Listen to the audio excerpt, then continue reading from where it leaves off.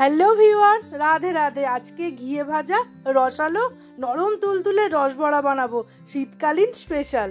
রসবড়া বানাবো বলে বিউলির ডাল দেখো খুব সুন্দর করে ধুয়ে আমি 12 ঘন্টা ভিজিয়ে রেখেছি। এবার জল থেকে তুলে মিক্সিতে পেস্ট করে নেব। মিক্সির জারে আমি ডাল কটা নিয়ে নিয়েছি, বেটে নেব। আর এদিকে চিনির শিরা বানাতে আমি 1 বাটি মতো চিনি দিয়ে দিলাম, আর ওই একই বাটি মাপ করে 1 বাটি জল দিয়ে দেবো, দিয়ে চিনির শিরা তৈরি করে নেব। খুব সুন্দর করে পেস্টটা করে নিয়েছি, এবার ঢেলে নেব। এইবার বাকি যে পেস্টটাও করে নিয়ে এলাম সেটাও আমি ঢেলে দেবো। এইদিকে শিরা খুব সুন্দর হয়ে তৈরি হচ্ছে, বেশ মিষ্টতা চেক করে নেব, আর একটু হবে। তারপর ফ্লেমটা অফ করে রেখে দেবো। এইবার 1 চিমটে মতো লবণ দেব। এই সময় খুব সুন্দর করে ফেটিয়ে নিতে হবে। দেখো খুব ফাইন পেস্ট কিন্তু নয়, একটু আমি হালকা দানা রেখেছি। এইবার ভালো করে ফেটিয়ে নেব। রসটা পারফেক্ট রেডি হয়ে গেছে।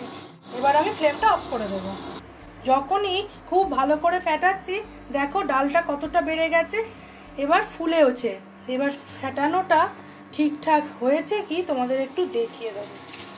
একটা বাটিতে জল নিয়েছি, ফেললাম, দেখো এটা কিরম ভেসে উঠেছে। তার মানে রসবড়ার জন্য পারফেক্ট ডাল বাটা একদম রেডি হয়ে গেছে। চলো এবার ভেজে নেব। আজকে ঘি দিয়ে রসবড়াটা ভাজবো। কড়া বসিয়ে দিয়েছি, ঘি দিয়ে দেবো। বেশ খানিকটা পরিমাণে ঘিটা দিতে হবে। ঘিটা কেমন গরম হয়েছে একটা দিয়ে আমি দেখছি। হ্যাঁ হয়েছে, এটা তুলে আরোগুলো দেব। এইবার ছোট ছোট করে আমি এই রকম করে নেব, দিয়ে কড়ায় ঘিয়ের মধ্যে ছেড়ে দেব। দেখো একটা দিতে না দিতেই কিরম ফুলে উঠেছে, বাকি কটাও দিয়ে দেব।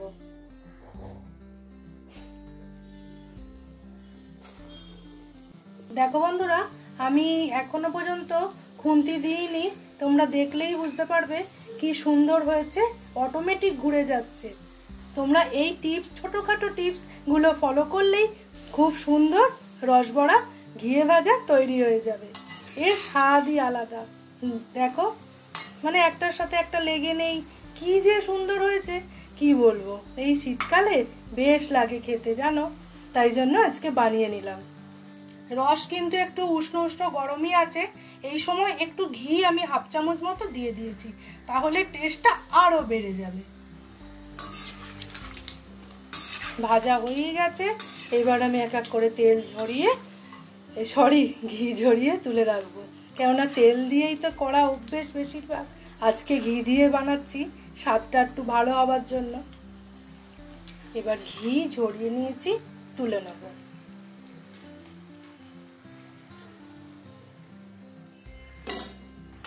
এইভাবে ঘি ঝরিয়ে ঝরিয়ে প্রত্যেকটা তুলে নেব। দুতুন কিচেনের রান্না যদি তোমাদের ভালো লেগে থাকে তাহলে প্লিজ চ্যানেলটাকে একটু লাইক, শেয়ার, সাবস্ক্রাইব করে আমার পাশে থেকো। আর বেল বাটনটা অবশ্যই প্রেস করে রেখো। আমি যা যা রান্না আপলোড করব সবার আগে নোটিফিকেশান তোমাদের কাছে পৌঁছে যাবে। ঘি ঝরিয়ে নিলাম, তুলে রাখবো, আর বাকি কটা ভেজে নেব। শীতকালে যাই পিঠে বানাই, রসবড়াটা কিন্তু আমাকে একদিন বানাতেই হবে, কারণ এটা বরমশাই আর ছেলের সবচেয়ে প্রিয়। খুব সহজ, মানে ঝটপট করে নেওয়া যায়,